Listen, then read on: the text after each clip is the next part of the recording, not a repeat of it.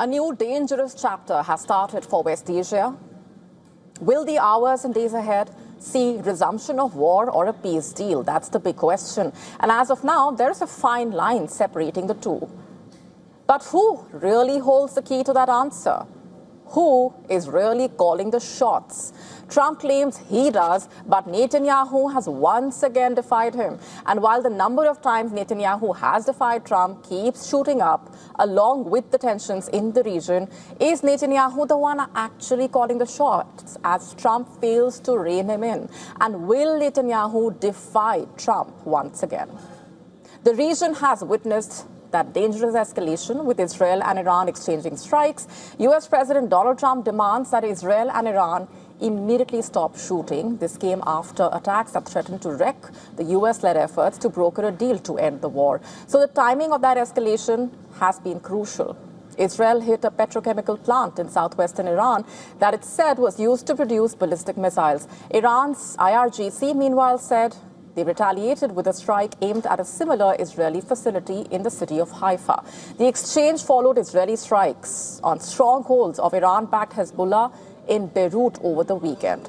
Remember, Tehran has repeatedly said any deal with Washington to end the conflict must include a halt to Israel's campaign in Lebanon. In fact, an Israeli military official reportedly said on Monday his country was prepared for a range of options in Iran from several days to as long as it takes, adding that it had struck Iranian air defense systems that were being rebuilt after previous Israeli attacks, as well as the petrochemical plant. An Iranian military source reportedly, quoted by the Tasnim news agency, said Tehran was prepared for a prolonged conflict with Israel and for renewed strikes against U.S. interests in the region. And what does Trump have to say? Earlier in the day, he posted this on Truth Social.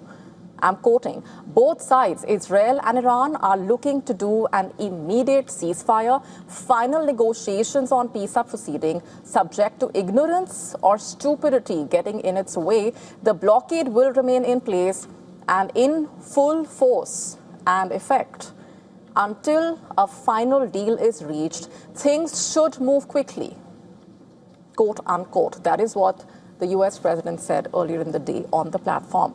So while Trump is declaring final negotiations on peace are proceeding, he admits it is subject to what he calls ignorance or stupidity getting in its way. This, of course, is not the first time we are hearing such words from the president, and he is once again sounding optimistic in spite of the volatility the region has seen in the last 24 hours, both on the ground and otherwise. But is this once again an attempt to show everything is under control? What really is happening behind the scenes? Let's also tell you about a report earlier by NBC News. The Pentagon is increasingly concerned about Israel ramping up its spying on the U.S., recently raising the counterintelligence threat level from Israel to the highest level. The report says the Pentagon's Defense Intelligence Agency in recent weeks issued the new counterintelligence threat assessment amid the rising tensions between Israel and the U.S. over the way forward in the war with Iran. The level for Israel, according to the report, has been raised to critical, and the designation reportedly stemming from concerns within the Pentagon that Israel is making a particular effort to surveil top U.S. officials to get information on the Trump administration's internal deliberations and decision-making on the conflicts in West Asia. All of this coming at a time when questions have been growing over where things really stand between Trump and Netanyahu.